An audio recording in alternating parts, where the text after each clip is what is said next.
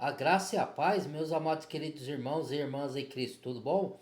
Então, vamos aí gravar mais um vídeo. Hoje eu venho trazer aí o estudo bíblico da aos Gálatas, né, de Paulo aos Gálatas, para dar uma compreensão mais abrangente para vocês aí. Sei que já fiz vídeo sobre isso, tá? E vai ser necessário eu fazer dois vídeos dessa vez.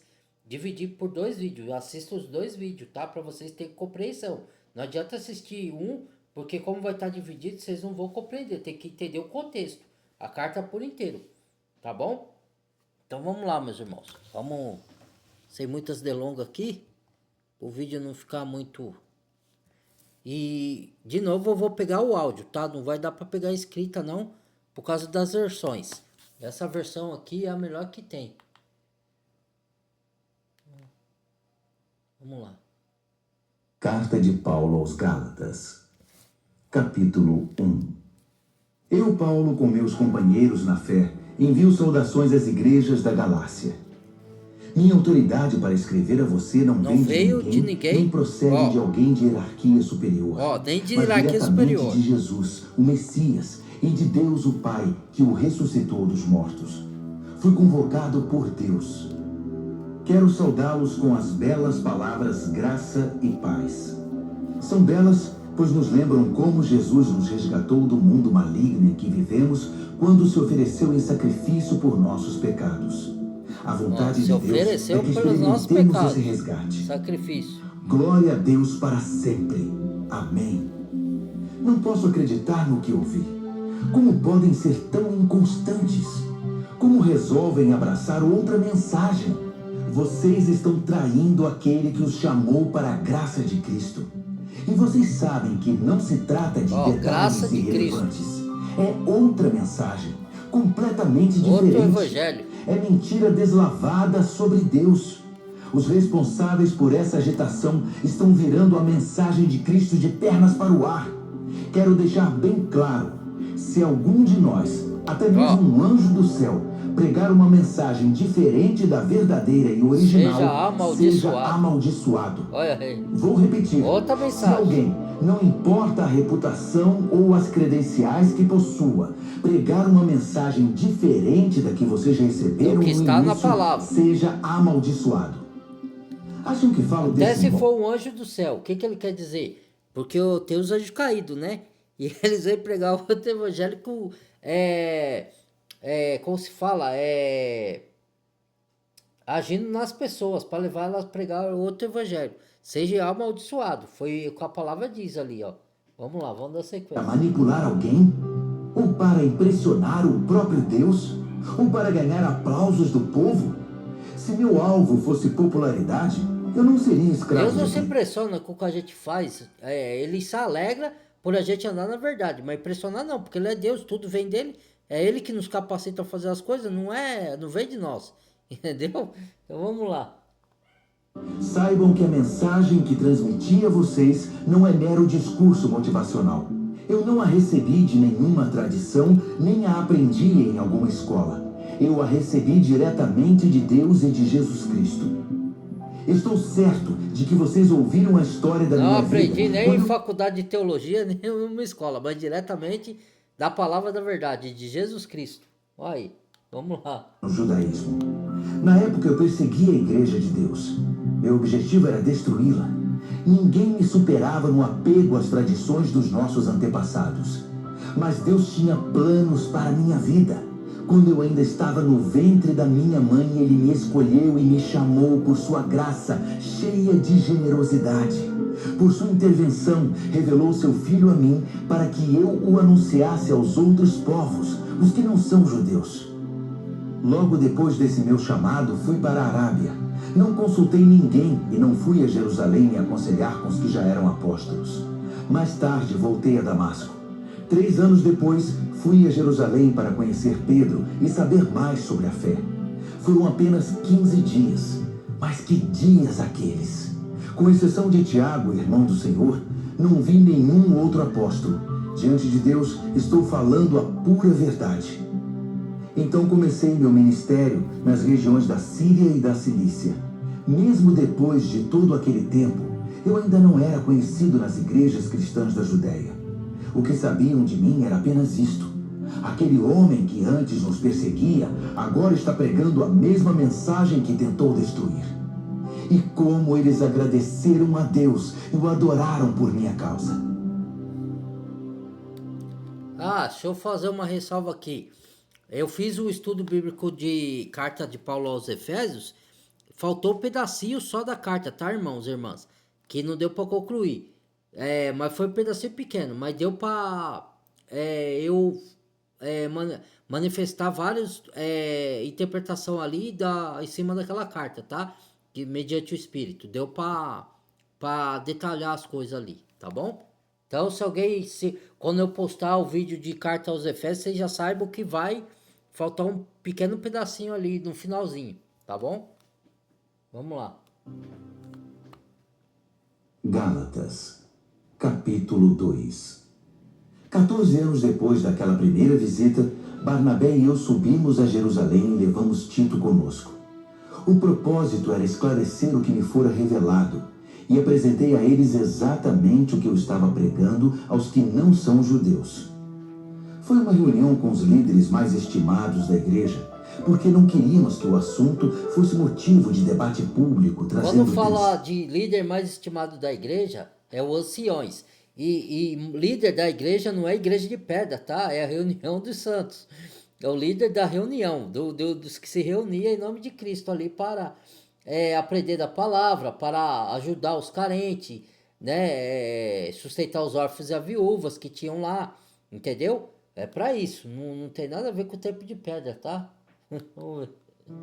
Isso poderia prejudicar anos de trabalho e também meu ministério. É bom dizer que Tito, que não é judeu, não teve de se circuncidar. Mas houve alguns que se infiltraram na conferência para espiar a passando-se por liberdade cristãos. que temos em Cristo. Eles vieram espionar a liberdade espiritual dos seguidores de Cristo. Olha aí. O propósito deles era nos reduzir à escravidão legalista. Toda vez que fala de circuncisão, fala da lei. Por isso que ele está falando, reduzir a nossa servidão para a servidão legalista. Nós somos libertados para servir Cristo e Espírito, não por obras da lei. Entendeu? Demos chance a eles. Não podíamos permitir que vocês deixassem de lado a verdadeira mensagem. Quanto aos que eram considerados importantes na igreja, a reputação deles não me incomodou. Eu não me impressiono com aparências. Muito menos Deus. Quanto mais Deus. Nenhum deles acrescentou nada à mensagem que eu prego. Logo ficou evidente que Deus me havia confiado a tarefa de pregar aos não-judeus a mesma mensagem pregada por Pedro aos judeus. Reconhecendo que Deus tinha me chamado, Tiago, Pedro e João, colunas da igreja, receberam a mim e a Barnabé. O que é coluna das igrejas? Que foram os primeiros apóstolos. Qual que é a pedra angular de sustentação? Cristo. E as colunas é os apóstolos, que forma a casa de Deus, que é a igreja do Deus vivo, coluna e firmeza da verdade, que Paulo relata na carta dele a Timóteo. Entendeu? Então, a coluna não é coluna de pedra, de pau, é coluna de pedras vivas, seres humanos. Então, os apóstolos era a coluna, onde a pedra de sustentação era Cristo, e depois veio Paulo, né? Como o acréscimo para pregar aos gentios, né? Ministério aos demais povos. E eles continuavam alcançando os judeus. Apenas acrescentaram um pedido: que nos lembrássemos dos pobres, o que é meu desejo profundo. Depois disso, Pedro veio a Antioquia. Acabei tendo de confrontá-lo, pois ele errou feio. Vou contar como foi. Antes que algumas pessoas da parte de Tiago chegassem à cidade, Pedro comia normalmente com os que não eram judeus. Mas depois que o grupo de Jerusalém chegou, todos conservadores, ele começou a evitar todo contato com seus amigos não-judeus. Isso provou que ele tinha medo do grupo conservador judaico, que tentava fazer valer o velho sistema da circuncisão. Mesmo Pedro já tendo o Espírito Santo, ele ainda fez essa falha. Aí Paulo teve que confrontar e chamar ele a atenção. Os irmãos servem para isso às vezes. Às vezes a gente não aceita o confronto, tem que aceitar, irmãos. Porque é o Senhor usando a boca do irmão para confrontar, não para te julgar, mas para te mostrar que você está agindo errado, para você se consertar. Entendeu? Não é por mal, não é para... Porque todos nós podemos errar uma vez ou outra. Paulo errou, Pedro errou, outros erraram, mas viram que estava errado e se consertaram mediante o Espírito. Vamos lá. O restante dos judeus da igreja de Antioquia aderiu à hipocrisia, até mesmo Barnabé. Quando vi que eles não se comportavam de acordo com a mensagem, contestei Pedro na frente de todos. Se você, que é judeu, não segue as regras judaicas quando não está sendo observado pelos guardiões de Jerusalém, que direito tem de exigir que os não-judeus se adaptem aos costumes judaicos, só para causar boa impressão aos seus velhos amigos de Jerusalém? A verdade é a seguinte: nós, judeus, não somos superiores aos demais pecadores. Sabemos muito bem que não somos justificados diante de Deus por guardar regras, mas apenas pela fé em Jesus Cristo. Olha aí, ó. Como sabemos disso? Nós tentamos. E com o melhor sistema de regra judaico. O judaico é o maior sistema de regra. E não foi justificado. Porque pelas obras da lei ninguém é justificado. Você é justificado mediante a fé em Cristo, mediante a graça e a misericórdia do Pai, que deu seu Filho para morrer por nós, mediante a condução do Espírito Santo. Entendeu? Não é por guardar regras de homem, regras de doutrinas de homem, regras de tradição religiosa. Vamos lá. Vendo que ninguém pode agradar a Deus por esforço próprio, mediante o Espírito, para sermos justificados por Deus. Isso nunca acontecerá por praticarmos o bem. Não que você não deva praticar o bem.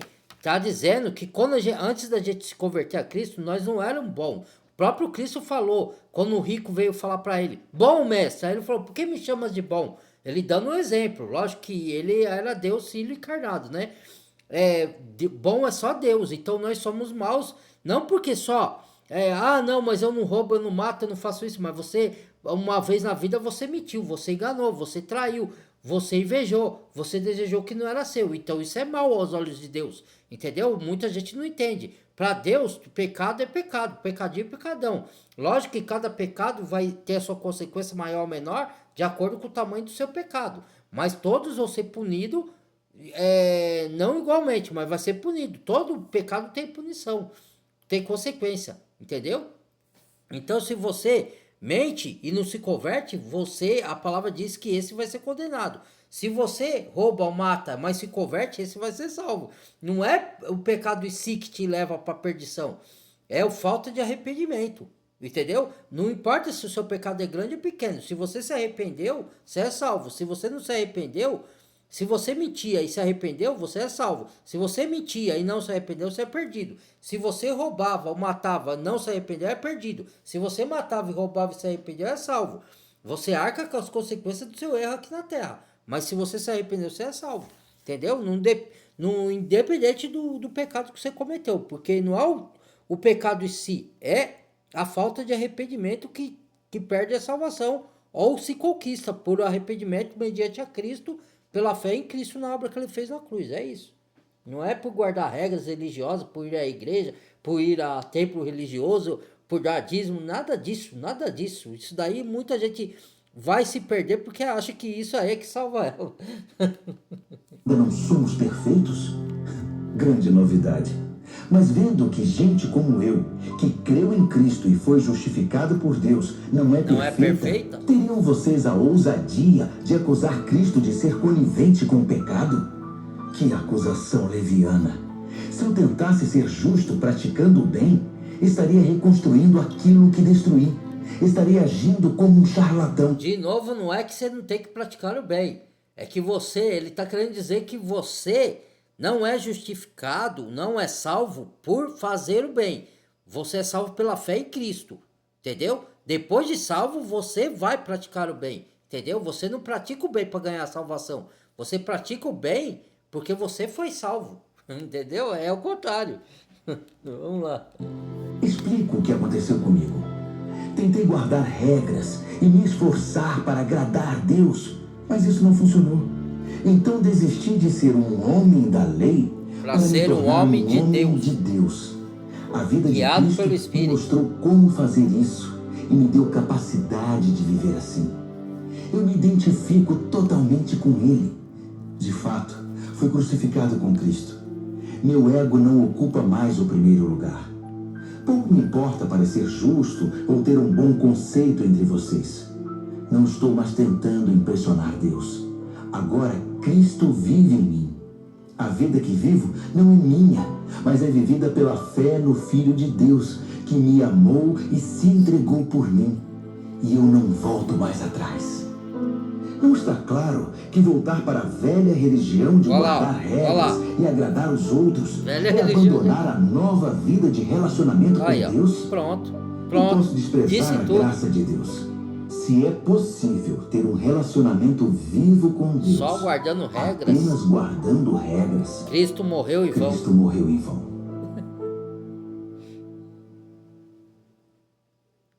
Gálatas, capítulo 3. Meus queridos Gálatas, vocês ficaram malucos. Quem vos enfeitiçou? Alguém os enfeitiçou? Perderam o juízo? Algo muito estranho aconteceu, pois é óbvio que Jesus crucificado não está mais no centro da vida de vocês. E vejam que o seu sacrifício na cruz foi apresentado a vocês com muita clareza. Permitam-me perguntar, como começou a nova vida de vocês? Foi resultado do esforço para agradar a Deus? Ou foi por terem aceitado a mensagem de Deus? Pretendem continuar com essa loucura?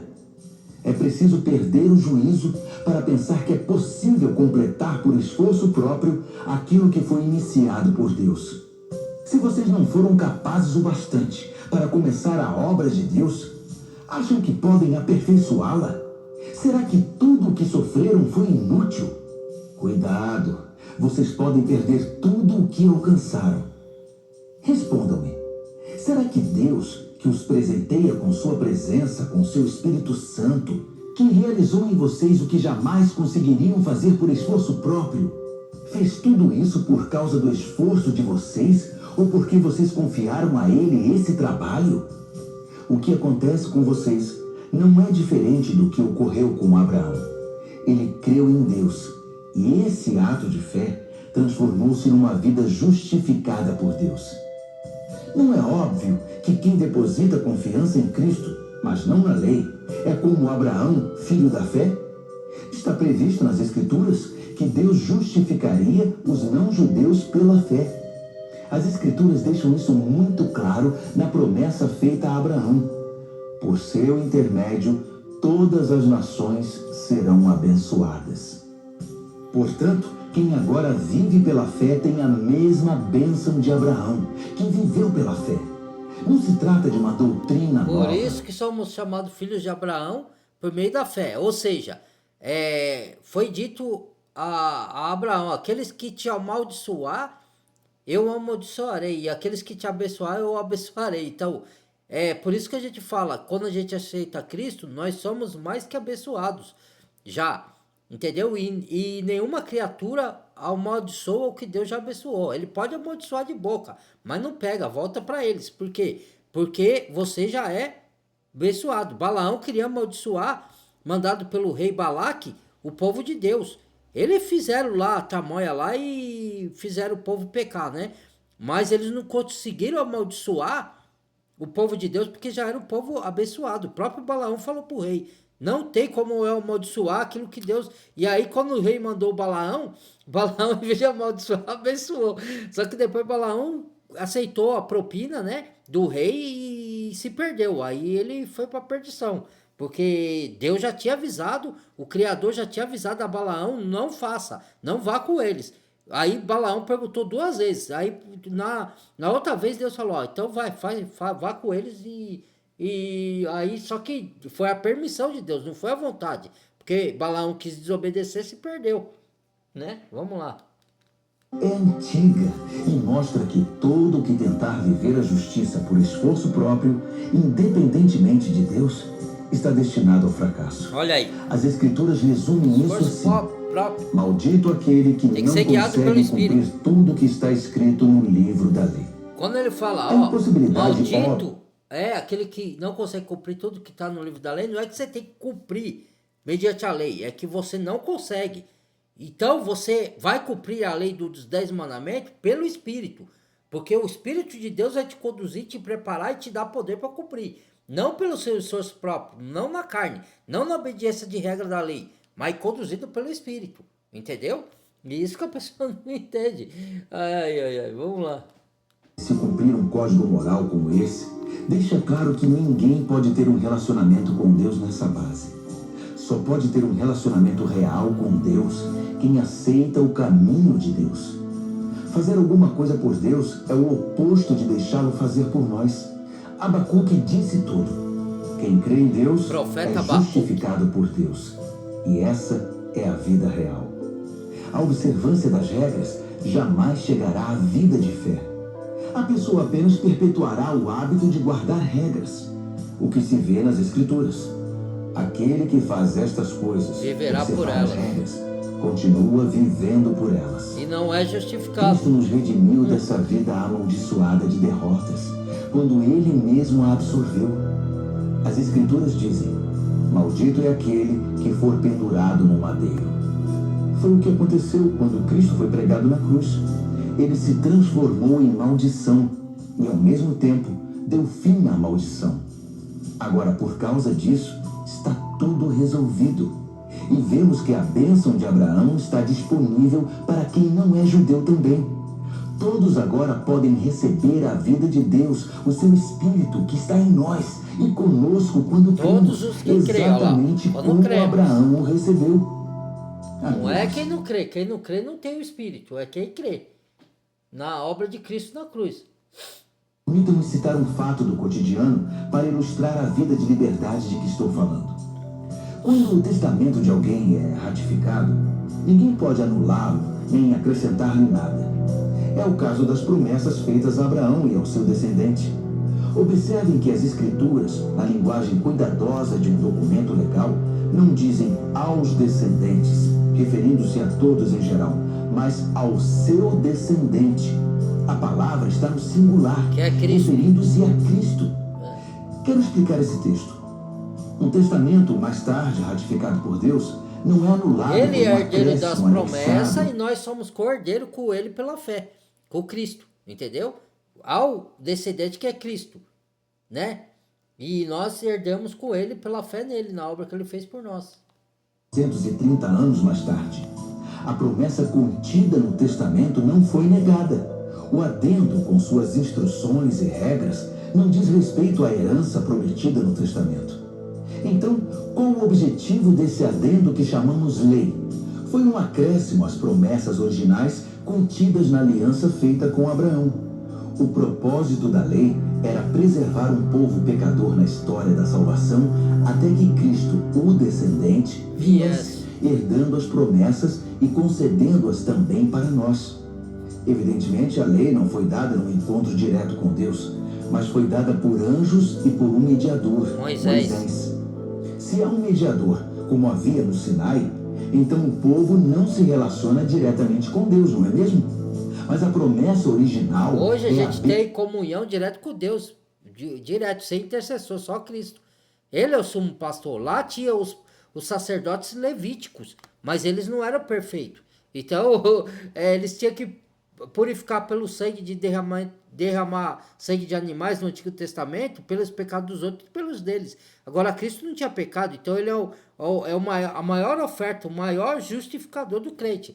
Então, por Cristo, nós temos acesso direto com o Pai, não precisa de sacerdote mais humano, de intercessor humano. Entendeu? Vamos lá. Direta de Deus, recebida pela fé. O que a pessoa precisa de orientador, guiando. Esse é o pastor que tem hoje, guiando para a palavra, guiando para Cristo. Não guiando para religião, para templos religiosos. É falar para a pessoa, Cristo te ama, ele quer falar com você mediante a palavra dele, estude a palavra, vá para a palavra, conhecereis a verdade vos libertará, e ore buscando a face do Senhor. É isso. Estaria então a lei contra a promessa? De maneira Seria nenhuma. uma negação da vontade de Deus para nós? Nunca. Seu propósito foi mostrar que não tínhamos um relacionamento de verdade com Deus. Ou seja, mostrar como é absurdo esperar que um sistema religioso consiga sozinho o que só é possível com fé, pelo cumprimento da promessa de Deus. A Pois fé se não tem observar nada a ver com o regras sistema pudesse trazer religioso. vida para nós já a teríamos obtido. A questão é que, enquanto ainda não havíamos chegado a ponto de responder com fé ao Deus vivo, fomos devidamente guardados e protegidos pela lei mosaica. A lei era como aqueles tutores gregos bem conhecidos de vocês, que conduzem as crianças à escola e as protegem de perigos ou distrações, certificando-se de que chegarão aonde devem ir. Mas agora que chegaram ao destino, Que é não precisam Cristo? mais desse tutor. Pela fé em Cristo, vocês têm agora um relacionamento direto com Deus. O batismo que Yeshua. receberam em Cristo não foi um simples banho, mas um novo começo.